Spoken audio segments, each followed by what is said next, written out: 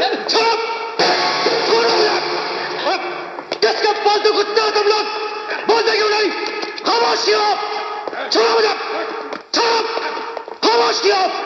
चुप! चुप!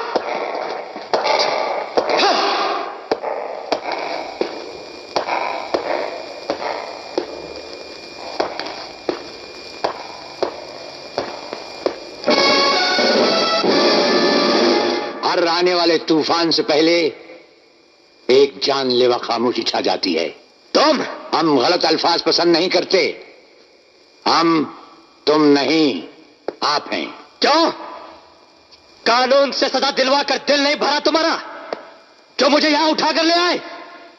आखिर क्या चाहते हो तुम? हमें ऊंची आवाज सुनना भी पसंद नहीं। हमारे सामने जो ऊंची आवाज में बोलता है उसकी आवाज हमेशा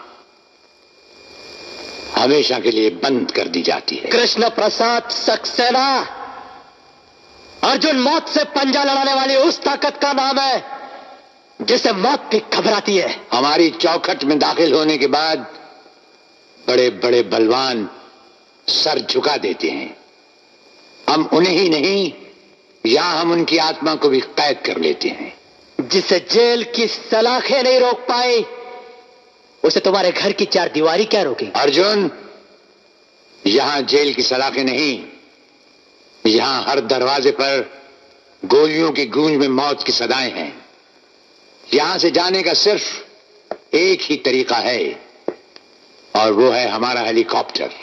लेकिन उसके पहिए हमारी मर्जी से घूमते हैं और उसके पंखे के पर हमारे चाहने पर फड़फड़ाते हैं। मुझे तुम्हारी ताकत और घमंड से मतलब नहीं है। मुझे यहां लाने का मकसद बताओ। गुजरते हुए वक्त के साथ साथ तुम बहुत जल्द ही समझ जाओगे। मुझे कैद रखने का तुम्हारा यह ख्वाब ही रह जाएगा कृष्ण प्रसाद सक्सेना। और याद रखना, मैं 24 घंटे में यहां से निकल जाऊंगा। 24 घंटे नहीं, हम तुम्हें 48 घंटे की मोहलत देते हैं।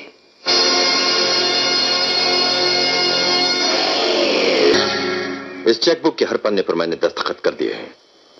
रकम आप जितनी चाहे भर सकते हो, लेकिन मेरे बेटे को कानून के शिकंजे से छुड़ाना है, जिसे आपके भाई इंस्पेक्टर ज्वाला प्रसाद ने गिरफ्तार कर लिया है।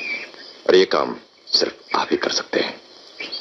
तुम्हारे बेटे को जमानत की जरूरत है, हमारी नहीं। जानता हूं, मगर रद्द कर दी है जमानत कोर्ट ने, इसीलिए तो आपके पास आया हूं। हम अभी तक नहीं भूले महाकाल कि जिस अर्जुन को तुमने सजा दिलवाई थी हमारे हाथों, वो दरअसल बेकसूर था। उसकी मां और उसके भाई के खून के बावजूद सजा अर्जुन को मिली। और जाती तहकीकात के बाद जब तक हमें पता चला, हम अर्जुन को सजा दिलवा चुके थे और अर्जुन की बेगुनाही का सबूत कोई भी नहीं था हमारे पास। और जो सबूत नीलम के पास थे, सो तुम्हारे बेटे ने नीलम का खून करके वो सबूत भी खत्म कर दिए। और अब महाकाल, तुम्हारे बेटे को कानून के लंबे और चौड़े हाथ वो जहां कहीं भी होगा, जैसे भी होगा, खींच लाएंगे। इसका मतलब आप मेरे बेटे को नहीं छुड़ाएंगे? छुड़वाएंगे, जरूर छुड़वाएंगे महाकाल। अफसोस फांसी के फंदे से नहीं, दुनिया और तुम्हारी झंझट से। इस जवाब का मतलब समझते हो कृष्ण प्रसाद? महाकाल से दुश्मनी और अंजाम एक भयानक तूफान। अंजाम का डर सोचना हमारे लिए बेकार और बेसूद है। रही बात तूफान की महाकाल, तो किश्ती और बादबान तो क्या, हम तो वो भंवर हैं जिसमें समुंदर के समुंदर डूब जाते हैं। कृष्ण प्रसाद, सारा बंबई शहर इस बात का भी गवाह है कि महाकाल जो सोचता है वो कर दिखाता है। अगर आप मेरे बेटे का केस नहीं लड़ेंगे तो आप उसके खिलाफ भी नहीं लड़ेंगे, और अगर आपने ऐसी गलती की तो उसका अंजाम सिर्फ मौत का तांडव होगा। याद रखो कृष्ण प्रसाद, मेरा नाम है महाकाल।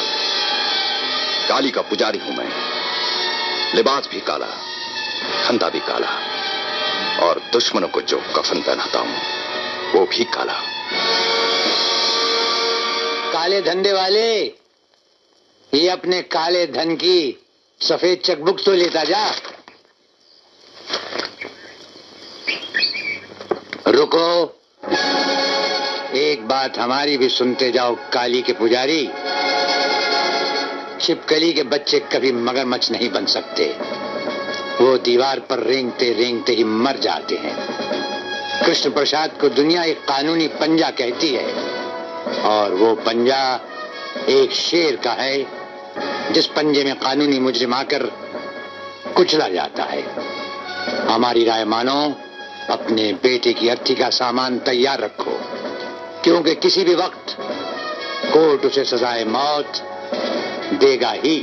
किसके पंजे से किसकी मौत होगी और किसकी अर्थी उठेगी, इसका फैसला अदालत के फैसले के बाद ही होगा कृष्ण प्रसाद।